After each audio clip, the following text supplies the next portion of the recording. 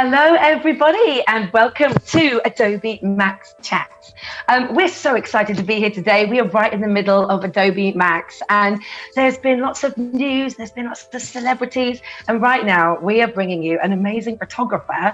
Welcome, Tobi Shinobi. Hi. Thank you so much. Thank you for having me. Thank you for joining the session. You could have been anywhere in the world, but you're here with us, and we appreciate you.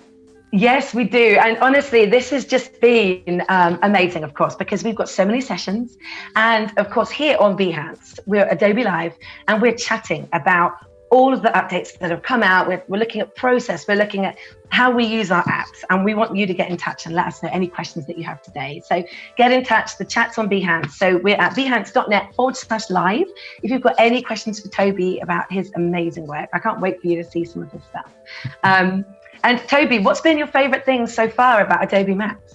I've actually had the benefit of going to some of the Maxes in the past, and obviously with everything that's going on in the world, Adobe made the smart decision to kind of take it online, and they did the even better decision to kind of make it free to everyone. Like, I've always loved going to Adobe Max. It's amazing. Like, I can't describe the joy of just seeing creatives from all around the world. Like, it's always good vibes. Everyone's always having a great time. You see people you haven't seen in ages. I think the first one I went to, I was just blown away by like how much talent there was there, and like people I'd followed for years. Just seeing them, everyone's happy, everyone's creating, everyone's learning, it's a great thing. So I'm glad that we're able to do it and bring it to the world this time. And I'm glad that, Adobe's like flexible enough and innovative enough to be able to kind of just bring it to the masses. So the best thing I've seen so far, I mean, I'm a bit of a geek. I don't know if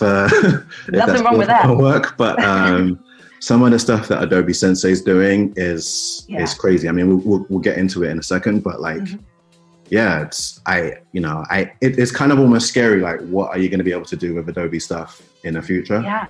It's mad, isn't it? It's so good. Like, some of the things that I'm just like wowed, And after being at Adobe Max for the last 3 years, I've been really lucky to go. I still got the goosebumps at the keynote last night when I was like, oh my goodness, this is so cool.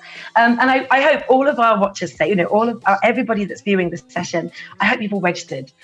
We have sessions following the sun. So if you can't join now, there's sessions later. If you're working now and you've got us on the side, we've got Max sessions, as you can see. We've got another hour. We've got Fresco following this session today. And then there's just all of the different sessions that you can join to pick up new skills. Just build your repertoire of experience, right? There's just so much. There's no excuse. Of course. So Tobi, tell everybody a little bit about you and what you do and the type of photography that you do. Cool. So for those that don't know me, I go by Tobi Shinobi. I actually have a background in law, and I did law for about maybe 7-8 years, and the law actually influences a lot of the photography I put out now. So there's a heavy influence on, let's say, balance and perspective, in the literal and kind of metaphorical kind of sense of the word. That kind of manifests itself in lots of architectural and aerial photography, and further kind of manifests itself in lots of symmetry and geometry in my work. Lots of line work, lots of light play. I like to find kind of balance in those two things. In addition to that though, I work for an advertising agency, and I've shot pretty much everything. I shoot people, products, places, interviews, food, you name it. I've probably shot it at some point or another. And that's me in a nutshell. I do a few other things, but I like to kind of keep it down so I can focus on craft and stuff. But other than that, and what a move. I mean, what made you decide to move from law to photography and pursue it full time? The crazy thing about it is that very early in my kind of legal career, as I was coming out of law school, I worked with a client who kind of really liked me, and he kind of said, "Do you want to move to Chicago?"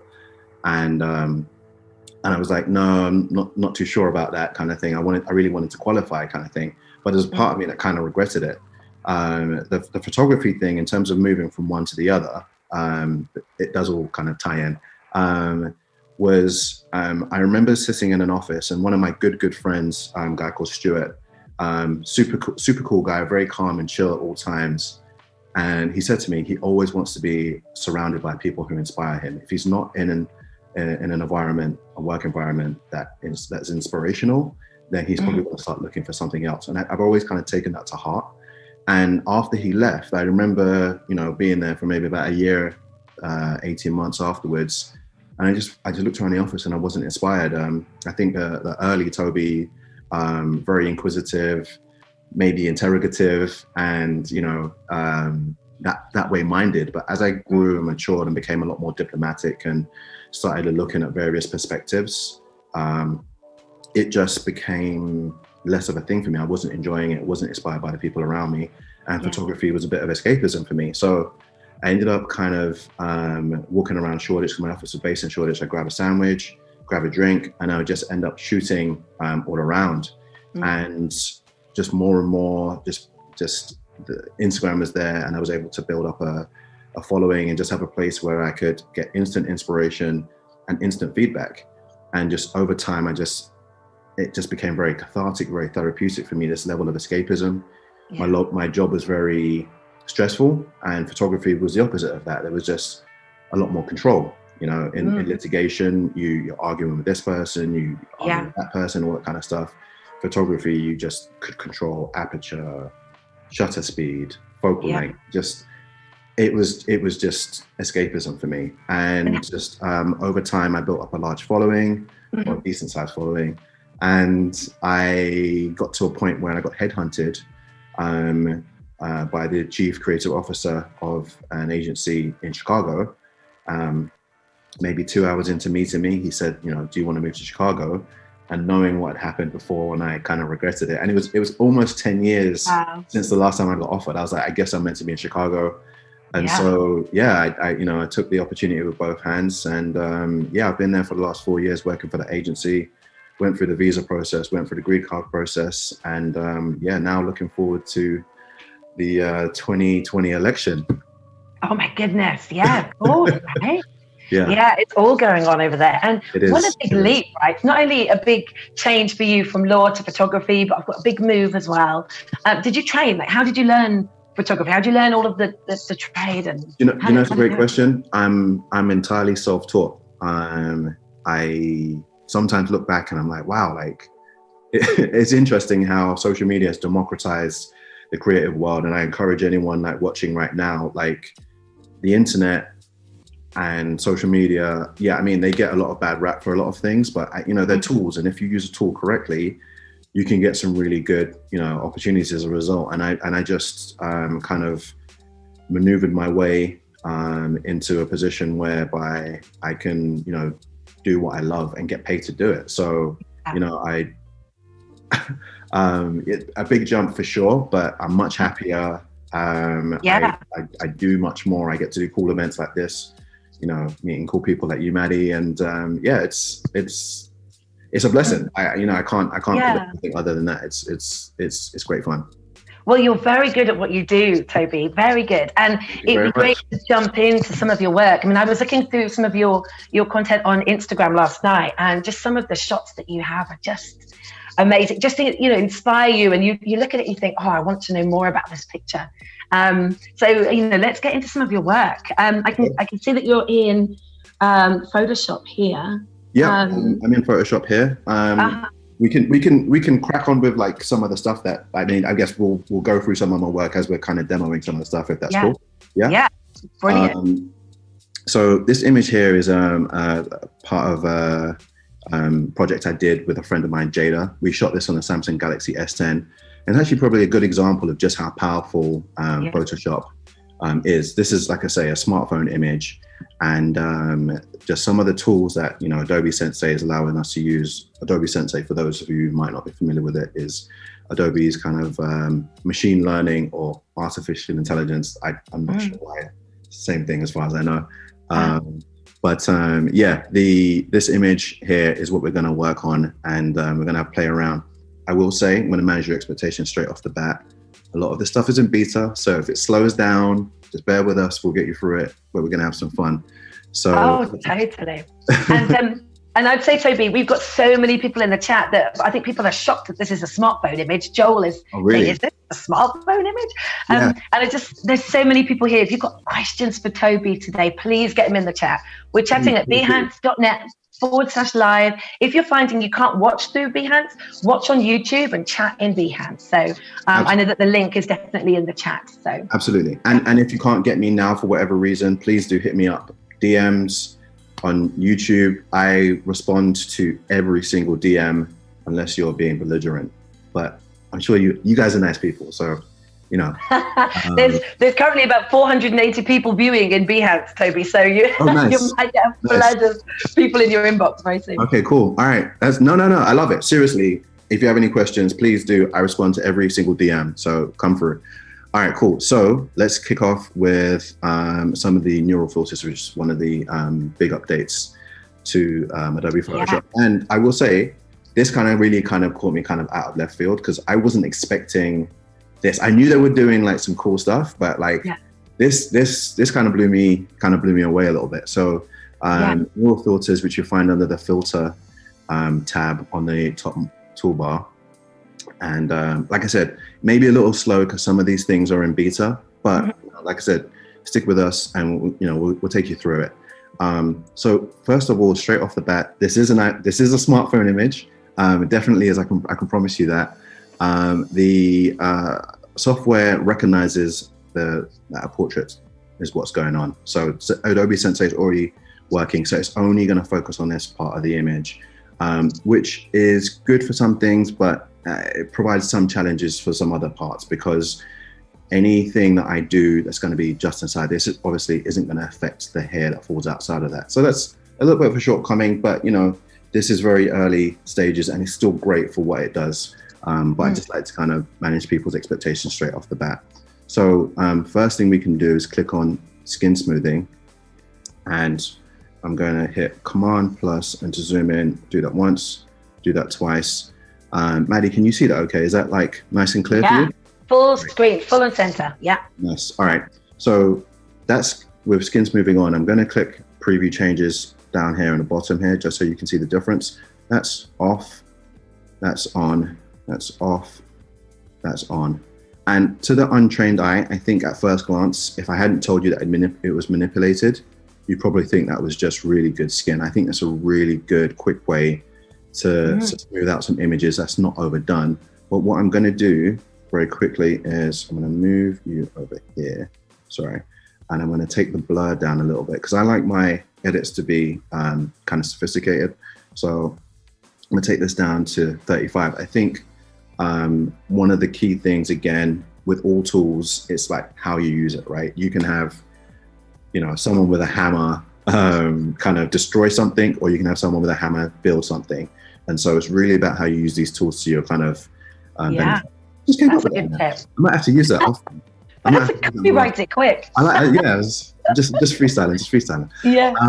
Cool. So yeah, let's 35. That's pretty good. If I zoom out, I'll probably even take that down a little bit more. Actually, I think. And you had a couple of questions, Toby. I know Arnav in the chat asks, what are your main tips for a good photo?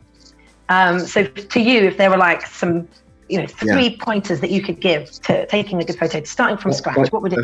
That's such a good question. And I think every photographer is going to answer that in a different way. Me personally, there's certain things I look for kind of in every image. And because I'm going to go on a bit of a long-winded question, a long-winded answer, but hopefully it's all going to tie together. I like, my brain has kind of like left side and right side kind of firing off at all times. So there's certain kind of like mathematical elements and stuff that I want to kind of make sure that my mathematical and logical elements I want my photo to have, but there's also creative elements that I want to have. And again, it goes back to that balance that I strive for, right? So I want an image to be technically good as well as creatively good. And I'm always striving to kind of marry those two elements together. So in terms of it being technically good, focus, correct exposure, sharpness, all those kind of things. And in this image, you can see there's some separation in the background. So the subject, which is a clear subject, is obviously my friend Jada. She's a little bit away from the background. So you get that kind of sense of depth of field. that kind of balance of textures. So you get some grit in the background, kind of balanced or juxtaposed against the softness of her skin. And you've got some nice color going on, but then you've got some curvature in her hair and, you know, the shape of her figure. But then you have the strong geometry of the background as well. So we've got colors, we've got light play, we've got curvature, we've got geometry, we've got a number of different things going on. And like, this is kind of an ideal setting for me. That's what I kind of like. If you look at my architectural and aerial photography, there's going to be some curvature sometimes, but there's going to be some strong symmetry, lines of geometry. But at the same time, when I shoot a portrait, where I can, I like to incorporate lines as well, just to kind of have that balance. I'm just kind of weird like that. Even when I'm eating food, I like stuff that has like kind of this weird ratio of crunch and, you know, so like I'm vegetarian, right? So I'll just get like I'll have like an avocado sandwich, but I'll have hash browns and crunchy vegetables in it. I just really like a mix of things. And I think it goes back to it being a personal thing, right? Like, because I like that balance and I search for that balance as an individual, it plays out in my photography. So if you're a person who seeks vibrance and color, then that's what should be in your photography. If you're a person who likes, you know, gritty things and drama, then maybe black and white is your kind of vibe. But yeah, I think it's always going to be personal for you know, each individual as to what it is that they love to do, and have that really kind of eke out in your photography, and you'll produce the best work that way. That is very good. That was such a long answer. Yeah, no, and it's good because, do you know what? Like, a lot of our community watch Adobe Live to pick up new tips and learn, and that's how a lot of us learn. And for me as a host, I learned so much. You know, watching people, you know, especially in photography and Lightroom and Photoshop. So it's good just to hear how you do these things. And it's good with the food as well. Good analogy with the food. We always talk about food on Adobe Live. I'm going to make a lot of food analogies because I think, like, you know, there's something there. And, you know, a lot of people say they're not creative, but, you know, when it comes to their food, they are creative. I think that we all have like that, you know, this kind of thing within us that we don't necessarily tap into. But, you know, we'll crack on and see what we get. So when you do any of the neural filters, you have this here. This is clicked. You can see it's blue. This blue circle will appear just to let you know you've got applied filter. So it just gives you a list of all the things that are applied. But we're in skin smoothing right now. We don't need to do a style transfer, which allows you to kind of add these kind of effects. I don't have any styles which I want to transfer. It's probably not something I would really use anyway. The type of photography I do, if I am going to add any surreal effects to it, then I try to get the surreal from the area, the location, or the venue which I'm shooting, and then kind of have that balance again. You'll hear balance used a lot by me, but yeah, you get the idea. So let's look at some of the beta filters now.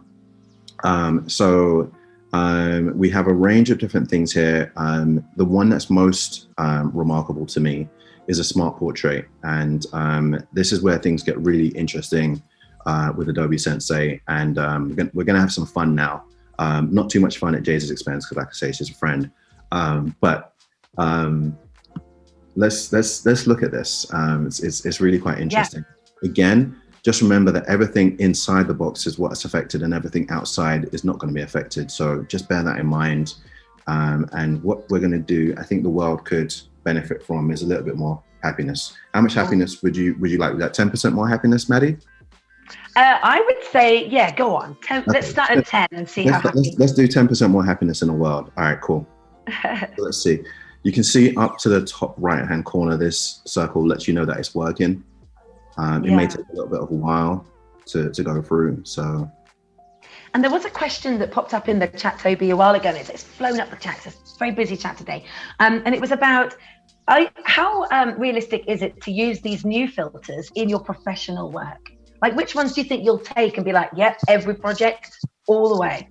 Yeah, that's a great question. I think as a professional, I think with any tool, right, there's certain times when you go into your tool bag. I use a lot of analogies and metaphors, right?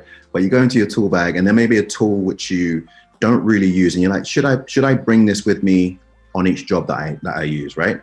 And you end up lugging around, I don't know, this lens that you never use, right? But then there's that one shoot that you get there and you're like, oh man, I'm so glad that I have this tool in my arsenal to use. This, for professionals, I think it might save you in 1 or 2 occasions. Now, again, it's still in beta, so there's going to be a couple of things which we'll focus on in a second, because I can already see around here there's like some artifacting going on. But let's look at the before and after, and you can see. So that's quite an interesting change, right? So that's just 10% happiness. If we go up to, let's say, 20% happiness, let's see what that does. And again, this is all in beta, so as time goes on with machine learning, it's just going to get better the more it's used. And you can see there's always chances to give Adobe feedback. That's what I think I love about Adobe. They're constantly developing and constantly listening to clients, customers, and their ambassadors, of which I happen to be one. And they listen. So that's 20% happiness. I don't go any higher than that, but off, on, off. And see, Shaban in the chat says that this makes life easier and saves time for retouches, which is true, like smoothing of the skin and those type of things. Sure. For me personally, Toby, I've got 2 kids, 2 girls, and trying to get them both to smile nicely at the same time is like herding cats. It's so hard, unless there's food close by. So this, for me, I could snap away on my smartphone and then make these edits afterwards. So that's how I'll be using it. For sure. And so again, like I said, these are all in beta. You can see here, these are all in beta, right? So let's turn off this for a second, and let's look at surprise. Let's take surprise up by 20%, and let's see what that does.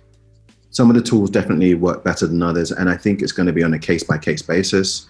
I think, again, there's some slight artifacting here, which kind of bothers me a little bit, but it depends on the tool and it depends on the portrait. So don't see this demo as being completely indicative of the full strength or flexibility of the tool. So that's off, that's on, that's off.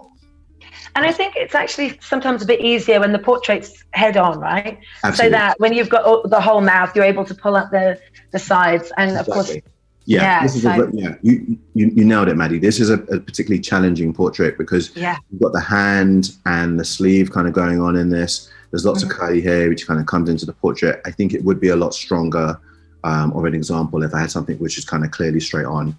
But I just like this portrait, so. Yeah, it's lovely. So let's turn off surprise. I'm not going to do anger because I'm just not because there's anything wrong with the tool. I just don't think it's fair to the right image to make Jada look angry on this. Anyway, so I'm gonna mess with gaze now, and I think gaze is really interesting. As you move gaze to the left, it will move the gaze to the left, and as you move gaze to the right, it would move gaze to the right, as you can imagine.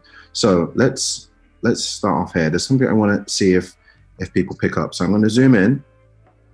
So no, that's probably too much. Let's leave it like that. And I want to see if you guys can see this. So I'm going to move, let's say 25 to the left, and pay attention to the eyes. No. Oh my goodness. On, off. That is good. Now, granted, it kind of does look like those paintings that you used to see in the Scooby-Doo cartoons that that used to kind of follow you around. Yeah. But it's a great start. And like I said, these tools are just going to get better. And that's amazing, right? So I want to keep on moving this. I just want to show you something. So when I go across to, let's say, let's go 40 and keep the eyes moving to the left. Everyone's saying in the chat, just, a quick clean up after this, and it works great. Exactly. Stuart, Eric, Amy says, wow. Question, how many professionals can see using this? If you're using Photoshop, you probably have a certain degree of skill. If you are just starting out, this might be good enough for you. If you're further along, this could be the start. And I think it's a great start. Yeah. But you can see again, I'll turn it off and on. Doesn't look too bad. I think you can really start to, I'm being very picky. This looks good. This looks good. But trained eye would be like, I've got to do some touching up, and that's fine, right? It's a good start. Yes. Let's take the gaze to the other side let's go 40 on the other side. And I want to see if you can notice something, which is really interesting to me. Can you see it, Maddie? Yeah, it's gone right. So she was already looking that way, in that direction at the start, right? Yeah, let me show you before. But now it's even more. It's so good. That way is definitely better. Although I would probably want to edit the right. Oh no, hold on, left or right? I'm all forward, left and right. The left eye, I'd probably want to edit that a little bit once that's moved over. Yeah. Yeah, I think a little bit of a touch up, and you got yourself something good. Yeah. So I wonder if anyone in the chat has noticed there's something really powerful about this tool. Has anyone in the chat noticed? Nick says a little creepy. It is a little creepy, but that's not the thing to notice. Gareth says the eyelashes disappear. They are kind of there. They're not as good as they would have been, granted, but yeah. The thing which I find the most amazing about this is notice how the light source is on the left-hand side of the image, right? Mm-hmm. And this is where the shadow's coming from. Look at the reflection in the eyes as I come back to the left. See how much more reflection there is in the eyes. So it looks like Adobe Sensei is paying attention to the fact that the light source is more on this side of the image. That's crazy to me, right? Nice. So again, I'll show you. Let's go 50.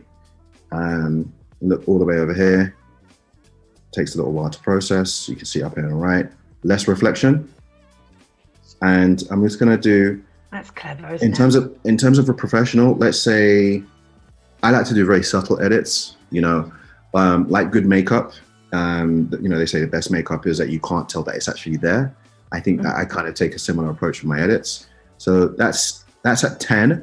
And if you were to kind of look away from the screen and look back now and just kind of have a look at that picture, I think there's a lot of people who wouldn't necessarily be able to tell that this was an edited image, that this wasn't the original image. I'm gonna turn it off, turn it back on again, turn it off, turn it back on again. And there's only a slight movement, but let's do 15. It's clever, isn't it? Lots of comments in the chat saying, wow, that's amazing. Really good. As you can imagine, you can change hair thickness, head direction, and light direction. As you said, Maddie, if this was a straight-on portrait, it would probably be a better example of how the software works. But anything outside the box is just not going to get affected. You can change the facial age as well, and you can retain unique details. And because it's machine learning and Adobe pays attention, you have the option to say whether this was a good or not so good result. So you have that option here. And then at the end, you have the option to output this as a new layer, duplicate layer, and so on and so forth. For the purposes of this, a new layer is fine. So we'll hit OK. And you can see here, it's a very small part of the image that's affected. That's the same part that was inside the blue box. And then if I turn it off, turn it on. It's good it puts it in a new layer, isn't it? Just so you can see these changes and everything separately. Absolutely. Good.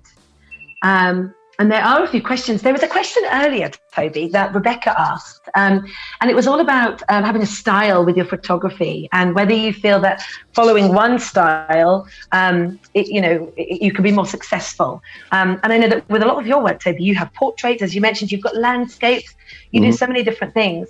Do you find that your style remains across all of those different things, or you've got multiple styles for different types of shot? Yeah, so it's a great question about style. I think everyone needs to kind of take some time to kind of find their style. And it's kind of like school where you dabble in a few different subjects, you dabble in a few different styles, and then eventually you kind of hone down to what it is that kind of really works for you. And, feel free to kind of change and, evolve your style, and maybe even sometimes you just can completely revolutionize and start from scratch.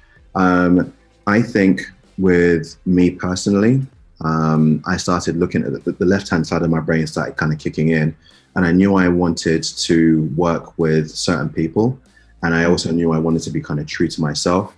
And so in terms of determining my style, I knew I wanted to kind of stand out from the rest. And, we live in an age of social media where, there's the argument that everyone's a photographer now. So I wanted to kind of stand out.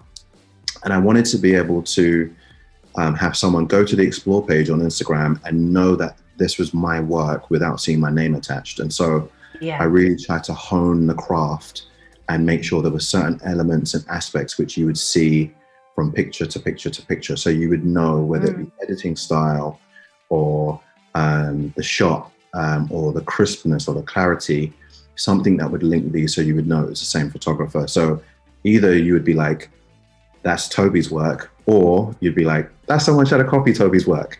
That's what I've worked on over time. Now, the thing with style is that sometimes that can be restrictive, and it can limit you. Sometimes the limitations can be good because some parameters will force you to be innovative, but sometimes it will just be plain limitations. So I say, again, find a balance. Sometimes the style is going to benefit you. Sometimes it's not. If you're doing any work with clients, you're going to have to find a midpoint, because clients will often ask you to put your style and put their product in it, and it might not necessarily marry. So you have to kind of find the midpoint. And again, I think for me, I know very early days, I didn't want to limit myself in terms of the work that I was offered. And I got quickly known for being an architectural photographer. Now I shoot a wider range than that. Again, there's a balance to be struck, right? Because there's certain jobs I've got because I'm known specifically as an architectural photographer. So the argument is, it's better to be known for something than to be known for nothing at all. Yeah. And you have to remember, there's, in my line of work in an advertising agency, I've done a wide range of photography, right? So I'm proficient at a number of those, but there's going to be times when, let's say, for instance, let me give you an example. One of my clients makes high-end taps, faucets, and kind of like luxury wares for like bathrooms and stuff. Some of the creative concepts we came up with revolved around shooting water splashing against reflective surfaces. I've come across a photographer that specializes in water bouncing off reflective surfaces. That's all he does every day for years. The chances of me being able to kind of recreate or even get close to that level of craft in, you know, a week or 2 weeks even, is just, it's not really feasible. So it really depends on like where you want to go with your photography, where you want to go with your creativity. Like I know some friends who are amazingly proficient at a range of different types of mediums, be it music, cooking, you know, InDesign, you know, Illustrator, all those different kind of things, video. But at the same time, I know some people who just focus on one thing and they're amazing at it. And it really depends on your proficiency and those kind of things. So I say, when it comes to style, really kind of find what you're comfortable in, and then just, you know, for me personally, I needed to kind of like, I want to master something and then see what I can take from those elements and then take it to another. So video has been a big focus for me this year. And so I'm taking some of my compositional elements, my attention to detail, my perspective, all of that kind of stuff, and transferring a lot of those elements to how I approach video. But there's sometimes when that doesn't really work and you have to be like willing to let go of the ego and let go of some of the practices which might be holding you back. Yeah, there's so many questions coming in for you, and that was it's a good answer to look at how you know your style and how you have this. And there was a couple of questions about portfolio that came up, and there was one thing that reminded me. We had an Adobe Live with Veronica, I think it was maybe 2 weeks ago, and there were some great tips on portfolio and things like that. And one of the tips that she gave was to include the work that you love doing in your portfolio, because if you promote what you love doing, then you'll get hired for doing that work. But if you keep putting in jobs that you've done that you don't enjoy, then you're only going to get hired for that type of work, right? So absolutely. I call that creative karma, in that the stuff that you kind of put out is what you'll get known for, right? So I can't complain if I don't get portrait work, or I can't complain if I don't get work. I can't complain, because people, a human truth that I kind of live by is that unfortunately humans are kind of lazy, right? So someone's going to jump onto my Instagram feed and they're going to see the landing page, which is the first 9 or 12 images. And they're going to be, if they're very, very interested and they have a lot of time, they'll scroll down a few and they might see some of my portrait work and see some of the other projects I've done. But the stuff that I love to do, that's going to be most prominent on my feed. And so that's what they're going to think I do. So I think it's important, if you are using social media as a tool, to make sure you have your website, make sure it's up to date. So if someone is interested in hiring you, they can see a wider range of stuff. Because Instagram, just the culture of it, you're going to find that, you know, you want to maintain a certain aesthetic. And it's not always easy to retain an aesthetic and show the variety of things that you can do. Some people manage it very well, but it can be difficult. So what I've decided to do was having a certain aesthetic on Instagram and have my website available for anyone who's interested in seeing any other work. And every now and again, I would just kind of just pop something in just to let people know I can shoot portraits, I can shoot products, I can shoot a variety of things. But yeah, I do agree, Maddie, with that statement. Definitely the work that you enjoy the most is the stuff that you'll spend the most time shooting, the stuff you have a passion for. And that's where I think people will really resonate with the work that you're putting out. And that's why I encourage people to shoot what they love and love what they shoot. You will spend time with, if you love cars, you will spend more time with it. You know the best angle for the car. You know which events to go to where you can see cars. You will know other car people. You'll be able to shoot their cars. And you'll just be immersed in a culture which allows you the opportunity to shoot more and more and more. Exactly. If you're just shooting cars because you saw someone else do it, okay, you'll learn some stuff.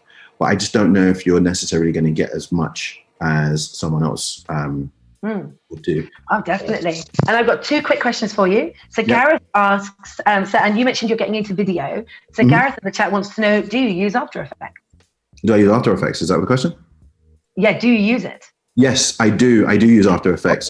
I'm gonna get to a point where I can say I've mastered Premiere Pro. I don't know if anyone can really say they master it, but I'm gonna kind of get closer to that, and then I'm gonna use After Effects more. It's a super powerful tool. I love the new edition of, I think, Rotoscope 2, which has been out since the last update, but I think there's probably some tweaked performance and stuff. I do use After Effects. It's great. And if you're good at Photoshop, just think of After Effects as Photoshop on a timeline. Yeah, that is a good tip. That is exactly it. And then another question from Eric. What cameras have you used? Because we know this is shot on a smartphone, on a Samsung. What other cameras are your go-to cameras? So I'm Sony ambassador. So I shoot predominantly on Sony. If I'm not shooting on the Sony a7R4 or the a7S III, then I am shooting on a drone or my phone or an action camera. So GoPro, sometimes Insta360. But yeah, those are the cameras I mainly focus on. But like the bread and butter camera is the a7R Mark IV, and currently seeing me on the a7S Mark III. Good to know. Yeah. Thanks for sharing. And then one more time, because I'm just wondering, there's still some other cool stuff I got to show you. Yes, so we've got just over 10 minutes left. Oh, wow. And Maria asked you, give me a one-word answer for this, Toby, and this is going to be hard. Yeah. What's more important? This is from Maria in the chat. Yeah. What's more important, the composition or the sharpness of the photo? Oh, wow. That's so hard. Composition or sharpness? Personally, composition. Okay. Yeah, bad composition. If you have bad composition, no one's going to be like, oh, well, at least this is sharp. You know what I'm saying? Yeah. So, I mean, ideally you want both, but yeah. We've been having such a good time. Time has flown. Let me quickly show you some of the other stuff. We haven't even touched on Lightroom, which I'm ambassador, and pay is gonna kill me. So don't worry at all. It's all really good. Hearing you talk about your photography and your tips is so valuable. So honestly, I'm glad. Cool. All right, let me be more professional. All right, sky replacement. This is cool. A great tool, and I'm going to apologize now for speeding through this, but I want us to kind of see what we can do with this. So sky replacement on this particular one, I think I'm going to start off. You've got folders here, so you can put in a number of different, your own photos here. I know some people might see this as cheating. For the purists out there, they'll be like, no, you didn't take the picture and all that kind of stuff. I get that, but you know, for stock people imagery. starting out, stock imagery, you know, and Adobe Stock is great for that kind of stuff. So let's start off in the blue skies and work our way down to something which is a bit more London appropriate. Let's see. Do you have anything here? And Toby, just tell us quickly, because I can see you've got the sky replacement panel, but how did you get that panel? Yeah, Tell our audience. Edit, and then you come down to, is it image? No, you had it there. There it is. Sky replacement, just underneath auto blend. Under edit, sky replacement, right? That's one. So again, forgive me for speeding through this, but yeah. No so worries. pick this one here, and with any sky replacement, with any tool, like I say, how you use it is going to be of massive importance. So just remembering that the light is coming from here. I know this because it was shot at sunrise. So the light is coming over here. You can see light on this side and dark on this side. Probably easier, light on this side and dark on this side. You see the clouds here, the light is probably coming from here and coming from here. So what we're going to do is click on this, and we're going to flip this to make it a little bit more accurate. I'm going to scale this up. Where's my scale gone? So it's up to like 120. And again, forgive me for the speed, and then I can move this. Now, I think I like that there. Let me just, yeah, that's good. All right. And then you can change the temperature, make it a little bit bluer. I'm going to show you quickly off, on, off, on. And it's hard to see right now, but this area is also being affected. Photoshop's being quite clever and blending some of the color found in here into some of the foreground. And I will show you that how very shortly. So we've got that, and then we're going to do preview off, on, right? So we'll hit OK. And again, like with the neural filters, we have the option to put it in various different layers. So we'll just do new layer for now, because that's fine. And they have organized this exactly how you expect, or in the most intuitive way. So I can turn off the sky. I can show you the foreground color. I don't know if you can see, there's if you look at the foreground very quickly, you can see it's making a very slight adjustment. Can you see that, Maddie, at all? Yeah, it's slight, isn't it? Yeah, it's slight, but just to let you know that whatever sky replacement you do does actually add an effect to this. And yeah, so turn off the whole group. And how will you use this professionally, like this sky changer? How would I use it professionally? I might, if I have a cityscape image for a client and the sky just isn't great, what I would probably do, me personally, I would shoot the sky that I want from the same area. You know, you just have to wait for that, right? Just patience, and then combine that with an image which matched. So, you know, if it's their building, you know, often I have clients who want me to shoot their buildings, and that's what I would do there. I want to quickly show you one of the neural filters that applies to this kind of image. And then we will quickly jump into Lightroom. So I'm going to go here, and then we're going to do, where is it gone? Depth aware haze, right? And again, it's taking a little while to work. So that's just added a little bit of haze. It just made it a little bit more authentic. I'll show you by turning it off and on. And you look at this part of the image here, the lower part, it's not as affected by the haze. So it's really got that depth part to it. Off, on, and I'm going to take that down to just make it a little bit more authentic. Let's go to 25. Off, on, output to new layer, okay. And there we have, let's see, turn that off. And turn that off. That's the original image. Turn that back on. Turn that back on. And that is good enough to post. It is, isn't it? And this is where, like, Adobe Sensei really helps our productivity, because we're able to edit so fast. I mean, I always think I'm always turning the grey sky pictures to blue skies, and then it's not only editing the sky, it's all of the other bits as well, and that's what Adobe Sensei is picking up. So absolutely, it's so good. So. And in the, how long we got? 5 minutes, 10 minutes? How long we got? We got 10 minutes. 10 minutes. All right, cool. All right. Now this, like I said, I'm a Lightroom ambassador and I've been wanting this for a while. So this is color grading, which is an evolution of split toning. So a lot of people probably didn't use split toning before. They may have found it a bit too stylized, but I think now there's more controls, and this will really give you a chance to kind of dial in your image and get a really signature look. So let's pick this image of a good friend of mine, Ron, and let's quickly add some corrections to this to just kind of bring it up. So I'm not going to spend too long on this. So bring the exposure up a touch. What an image. Helmut says in the chat, nice photo. I Thank agree. you very much. Amazing. Let's put a little bit of clarity. Texture works nicely with clarity. I don't like to go too heavy on the presence tools.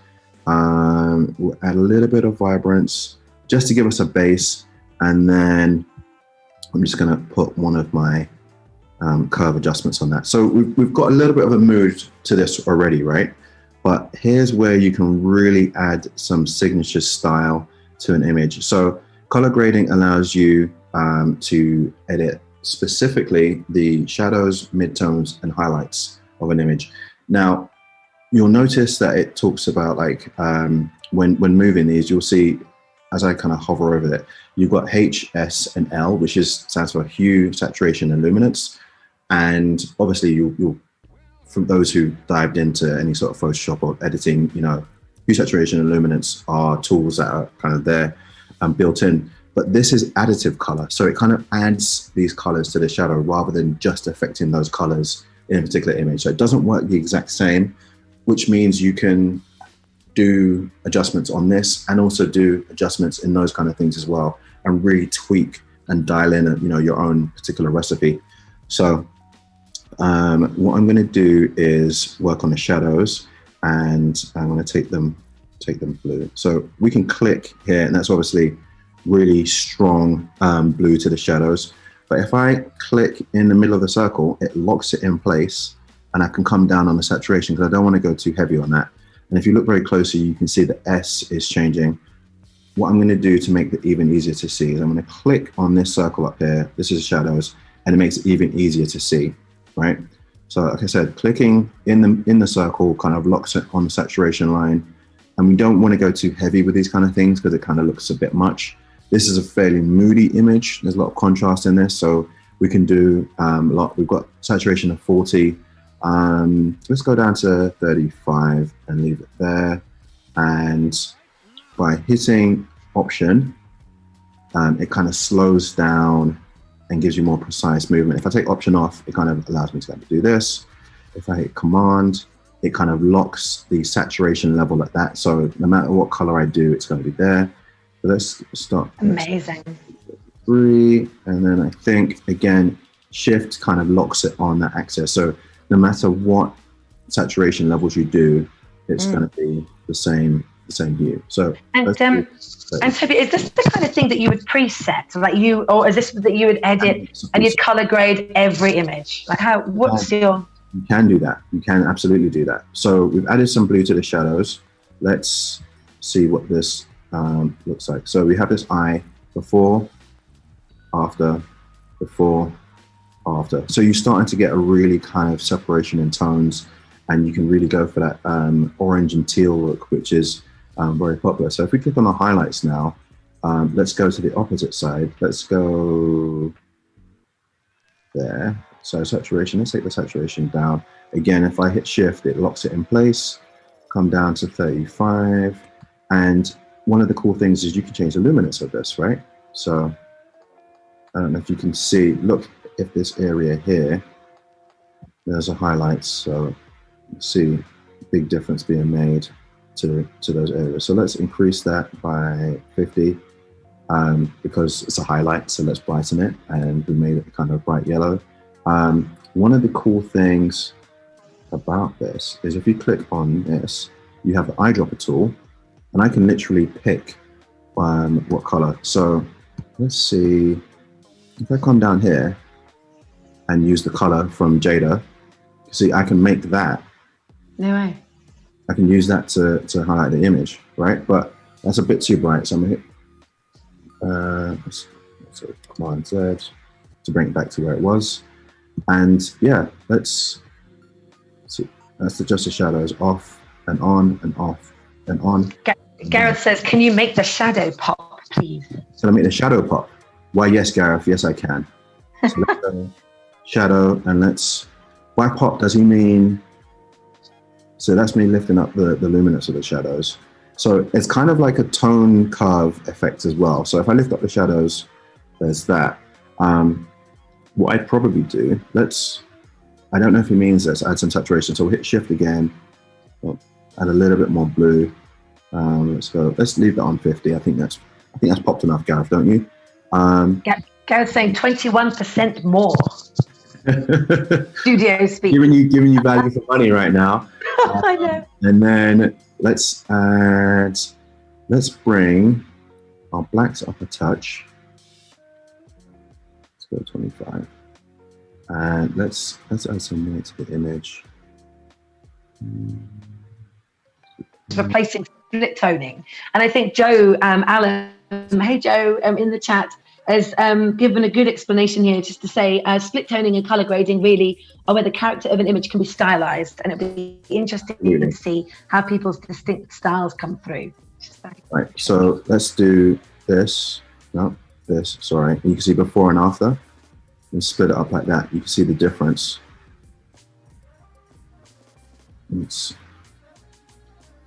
So I think what I would do to kind of finish off this image, because we're running low on time, is add some vignetting.